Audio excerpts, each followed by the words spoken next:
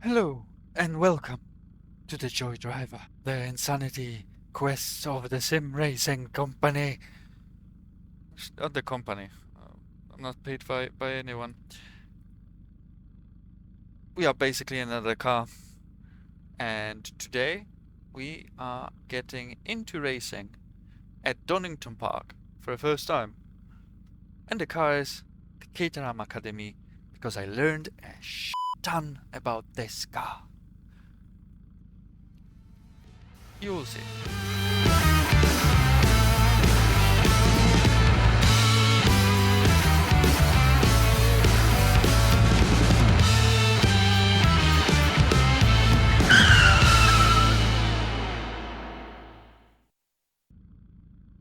So welcome again to the Joy Driver. Today we are jumping on the Caterham Academy racing car. And honestly, more story to that car than I have ever thought about. I will explain quickly as we go on our little adventure. So, out of a pit lane. It's very shy on rev. So he has a wee light to indicate. Tires are very cold, so let's see what can we do. Oh, we have some hazy day today. So the story goes back to the 1957, and the guy named Colin Chapman decided, I'm a design engineer and inventor, maybe should I invent something? Let's invent the ultimate racing machine, which is simplified to the brim with added lightness, which was his basically motto. Simplify then add lightness. And then the 7 was born. Today known as Caterham Academy car, it hasn't changed a lot in over 60 years. Matter of fact, it's been altered very, very little. But what would you add to the car which is already bloody damn good? Okay, so let's start with the basics. Like, how does it feel? Does it wiggle?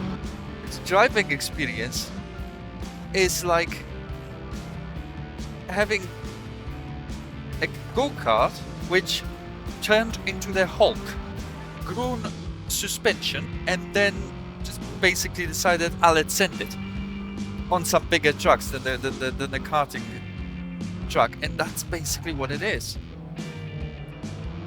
It's a car which is designed to teach you car control. And what I mean by that, you immediately get the point once you try it, because it's equipped with the low grip A1 tires. And what that makes, that makes every mistake you made, every too late of a braking point, escalate, and you will quickly learn the lesson the hard way. I deliberately gained a little bit of diff stiffness, so maybe we're gonna have some fun time later on when we really push this lovely little car. But what the Series 7 does is strips the car from every unnecessary things, like, you know, the one video by Muya, he dubbed the brain car. This is the closest thing you can get to the brain car. Well, if the driver would have enough brain to drive this, but hey, it's my like 6th lap, so please give me a break. The funny thing about that is actually this is very affordable car as for the racing standards. Basically, if you equipped yourself with all the extras, signed the contract with the Drivers Academy, purchased this lovely piece of equipment, either as a kit car, which you can basically build yourself, or pre-built in a factory, they will cover any damage you make during racing, which is beautiful, because then you will no longer race under the umbrella of I cannot break anything, I cannot put my elbows out because I cannot afford the parts. No, it's under the contract with Caterham, so it's magnificent. keep in mind that this is Great Britain. This is the country which grew some of the greatest drivers of all time. I'm talking Jenson Button. I'm talking Eddie Irvine. I'm talking like what was the guy with the mustache name? How could I forget? He was in a Grand Tour episode. Nigel Mansell. And I already hear lots of voices screaming, yes, that also includes Sir Lewis Hamilton. And why haven't they put it in as first? I don't know. It's just like Team LH is doing a magnificent job at promoting this guy. I don't feel responsible of doing that. I'm sticking to the old fashioned. Anyway, this is supposed to be a story of a car, so here comes a little bit of the details about that. It's so responsive because it's bloody light. It weighs a little bit over 600 kilograms, and that includes you. Well, 625 to be exact, because that's the weight you must finish at least. The weight at least you must finish every race, otherwise you're gonna be disqualified. So you don't want that, obviously. So 625 at the end, car plus driver and all of his gears. Yeah, the engine. Well, it's tuned Ford Sigma. Could you please? 4 cylinders. Revs up to like 6,500. It's 1.6 liter, naturally aspirated. 125 feet horsepower does job magnificently well, because if you calculate the amount of horsepower per ton, it's actually 227, which is quite a good number. But in terms of, well, why is it so important that this is an entry-level racing car?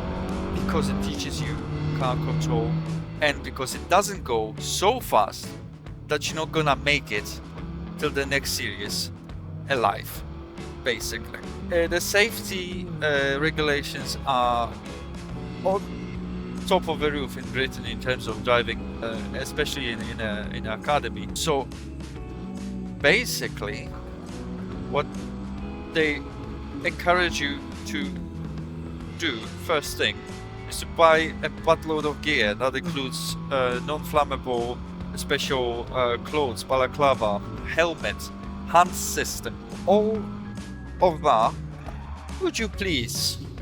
All of that, of course, adds up to the overall budget, but it's still, I don't think it's gonna exceed £40,000, if you know what I mean. It's like, where on earth you can enter the National Racing League at £40,000? Add zero and then you are more realistic. Absolutely fantastic. A car with a lot of history. Of course, if you see one outside, well then the guy is probably a masochist if he's driving it like as a daily driver, because the car is, I would say, not equipped to British standards of the weather. You can have a model with a canopy, I think, but it's still like this is a car which requires a garage. That's the must do, because, well, basically it doesn't have the same mean of jumping in and switching it on as every other. I think the episode of Grand Tour showcased that very well, and what people can do to you if they are quite good. But without digression, yeah, I would definitely have one of these if I could be able to afford a Caterham Academy. 30,000 quid. I will think about that. I will really think about that. And as another episode is coming to a halt, I wanna thank each and every one of you who engage with the channel in any way, watching a video till the end. If you are one of 3 lucky guys who does, well, thank you so much.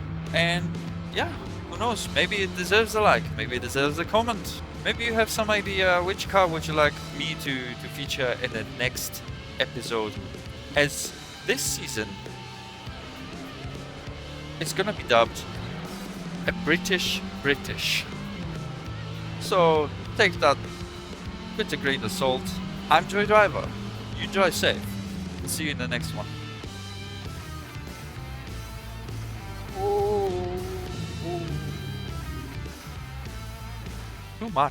Too much.